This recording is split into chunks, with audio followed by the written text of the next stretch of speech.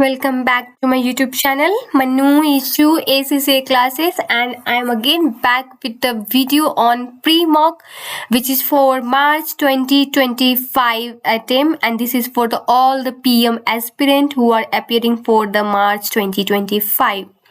So in my previous video, I have solved this section 8 till question number 10. In case you haven't missed out, you can still access those video available on my channel. There is separate playlist for the same. You can access it at the free of cost. Alright, so let's start the today video. The question number is 11. A private meteorology advisor firm is offering a guaranteed weather forecast for a fee to all its clients. Based on the above information, what is the maximum fee that JB Co should pay for such services? Alright.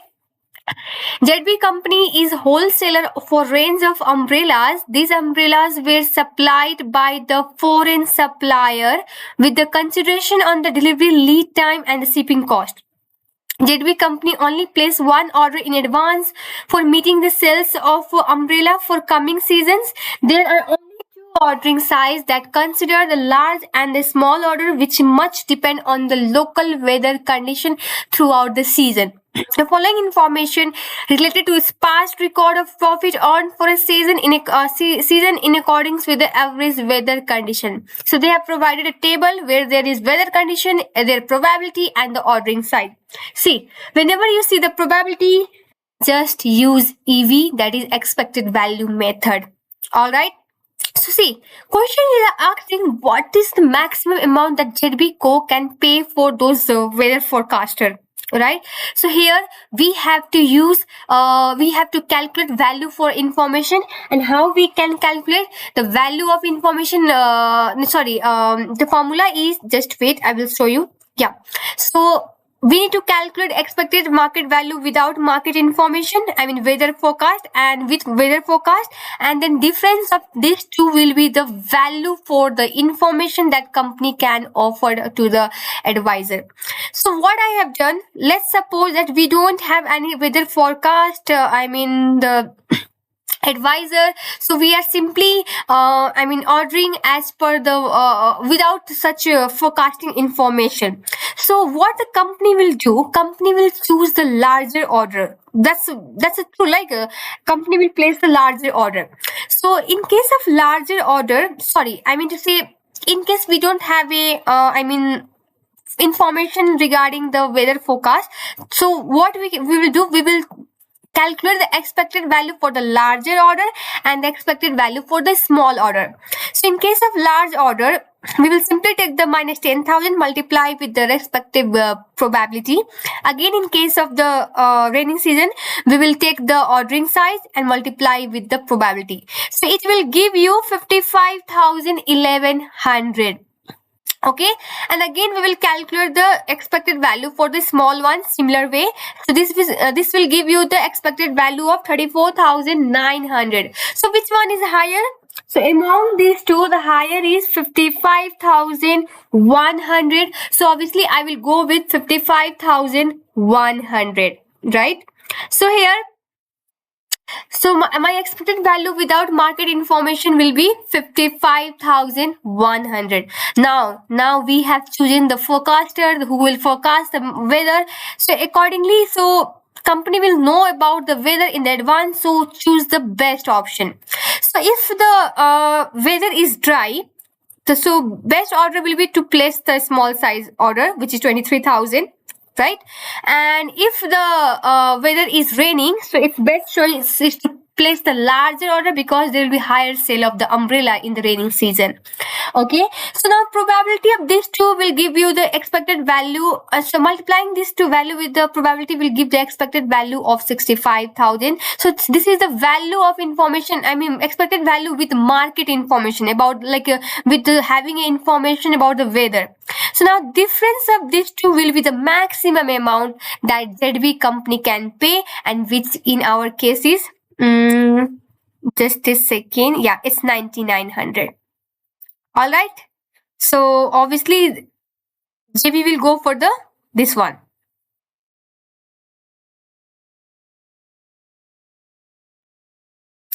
So this is how you can calculate the value of like the maximum amount that the JV company can pay. Okay, I hope this is clear now. Okay, moving to the next part. Question number is 12. So, which of the following environmental cost, such as disposal, cost of toxic waste, to be classified as? So, TB company is a pesticide production company. One of the significant costs that grow rapidly in recent year that draw the management attention is the cost of disposing of toxic waste. Okay. Basically, this is from the environmental costing chapter. So, I think there are few types. Like there are few types of cost, like involve environmental external failure cost, environmental internal failure cost, environmental detection cost, and environmental prevention cost.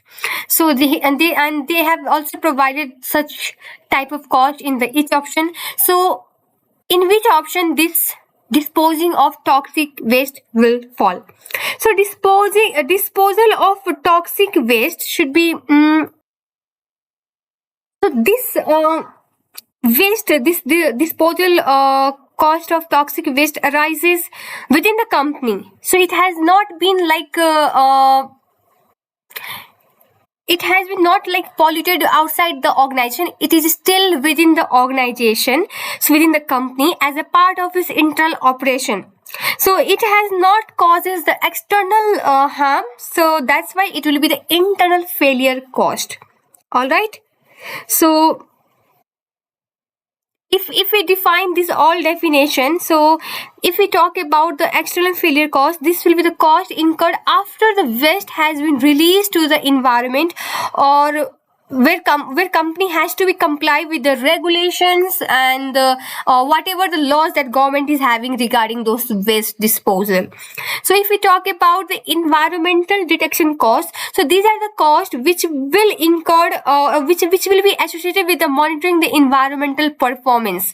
And the other is environmental prevention cost. So this cost will incur to prevent the environmental damages, like investing in the cleaner production methods. So this will be the cost which will be classified in the environmental prevention cost. So since in our case the waste has not been released to the environment, so that's the reason, so it will be classified still under the environmental internal failure cost. All right.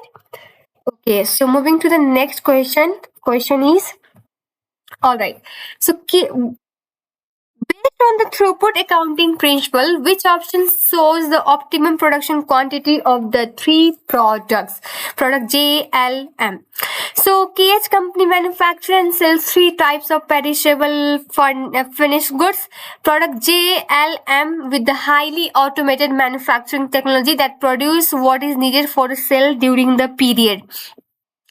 Relevant information for this product for the period is given below. So they have provided selling price, direct material, overhead allocated, machine hour per unit, maximum demand. The maximum machine hour available in the period is 80,000. So the minimum order for the product of M is 6,000 units that have agreed with the customer. So we have to find the optimum production quantity. So see, these are the selling price and the direct material of the product JLM, and accordingly we can calculate the throughput accounting contribution per unit, because in throughput we will only deduct the material cost from the selling price. Why? Because it is only the variable cost that is considered in this concept. And machine hour per unit, so it's already given in the question. All right, so here if here machine hour is the bottleneck, so we need to calculate TP throughput per bottleneck. So we will divide this 40 by 4. It will give the TPR per machine hour as 10. And similarly for the rest of the two products. So highest throughput contribution generated is by the product L. So it will be ranked first, and second will be J, and the last will be the M. So now we will first, so minimum output, maximum output given in the question already. क्या कर सकते हैं यहाँ पे हम लोग, like sub first is like as mentioned in the question, there are 6,000 minimum order for the product M which has been agreed with the customer. So first we need to fulfill the minimum order. if you found this kind of wording in the question that minimum order has been agreed, in that case we need to fulfill that one. Why? Because it has already been agreed with the customer. Non-fulfilling will causes like harmful to our like reputation, so that's why it's very important. So I will write down here heading units and the hours required and available hours. So currently available hour is 80,000 total available hour, right? Okay, so now as I said, we will first produce the M, even though rank is last, but still we produce the M because there is minimum order for the product M that need to be fulfilled. See, one order of M is required, 1 unit is required 5. So how much 6,000 unit will required? It will require 30,000 hours. So how many hours then we will have remaining? It's 50,000. Then we will move to the rank. So rank first is given to the product L. So we will produce the product L. So what is the minimum demand for the product L? It's 8,000, I guess. So sorry, I said minimum. So maximum demand for product L, it's 8,000. And again here we will have total hours required for this will be 16,000, multiplying it with 2.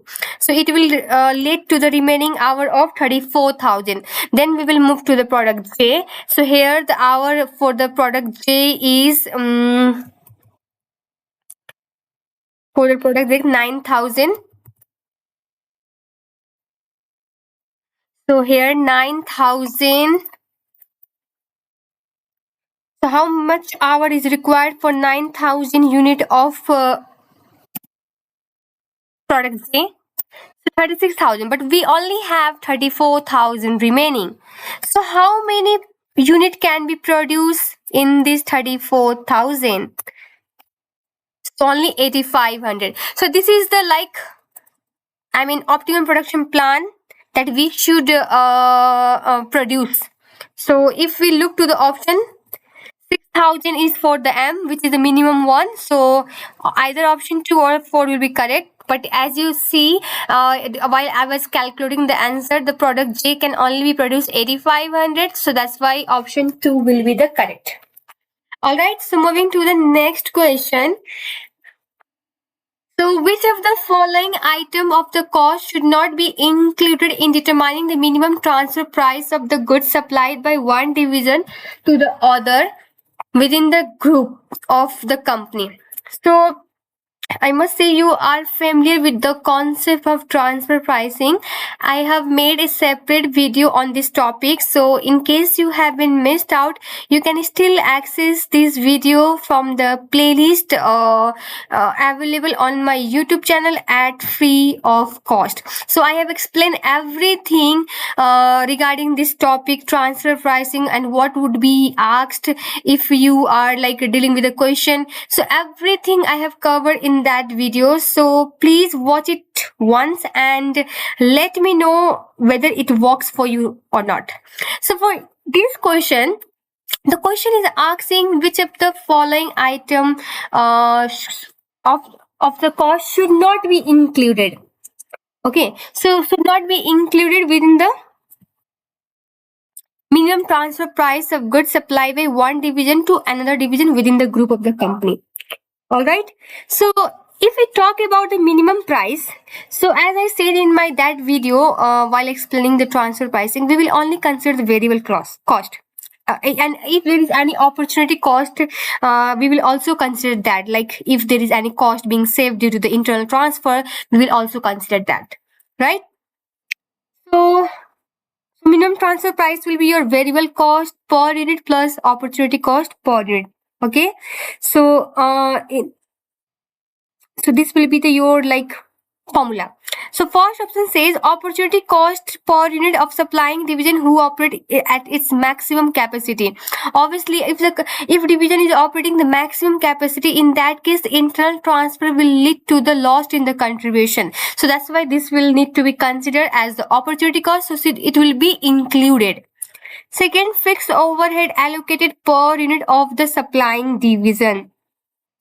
So basically, fixed fixed cost is your sunk or absorbed cost, and it should not be like included while we are calculating the minimum transfer price calculation, price of the goods. So third is direct material cost per unit of the supplying division. So it's a variable cost. Obviously, it will be included. And the last is specific fixed cost to be incurred by the supplying division. So if there is any specific fixed cost, that should be considered while deciding the minimum price. But if there is general fixed cost, and it cannot be considered. All right. So next we have, and this is the last question. Okay. Okay, so what the question is asking, which of the following organization would zero based budgeting be best to use as is the planning system? So in ZBB, we need to justify all the expense from the scratch rather than basing them from the previous budget. So it is best suited for the organization who is operating in the dynamic or uncertain environment, or business needing cost control or resource allocation efficient way, right? So here the question is, first option is public high school with the allocated budget from the government. Just a second. Okay, so first option is your public high school with the allocated budget from the government.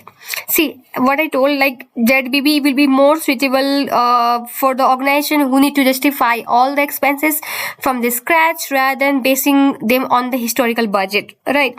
So it will be most useful in the public sector organizations, and especially who are highly dependent on the government funding.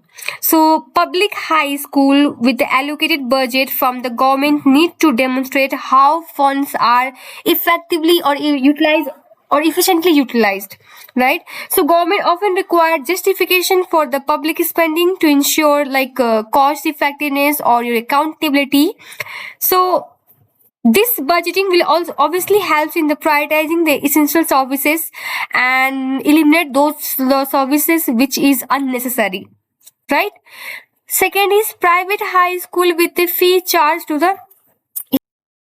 So here revenue is your stable in case of private high school with the fee charged to student. So revenue is stable from the tuition that we are providing to the students. So here incremental budget is more common. Then we have a private sector organization that operate in the stable market environment. So here in this stable market environment, the traditional budgeting system will be more better or best to use. Then fourth, we have a public listed company in the construction industry. So here, if we talk about the construction industry, so there are certain costs which will vary. So here it will be better to use flexible budgeting system or your project based budgeting system, so rather than the zero based budgeting. So I think first option seems to be more feasible. Okay, so this is for the section A question. We are done with the section A, and in coming up of my video, I will upload the video for the section B as well. So for that, you need to stay tuned with my channel, and thank you so much for watching. Have a good day.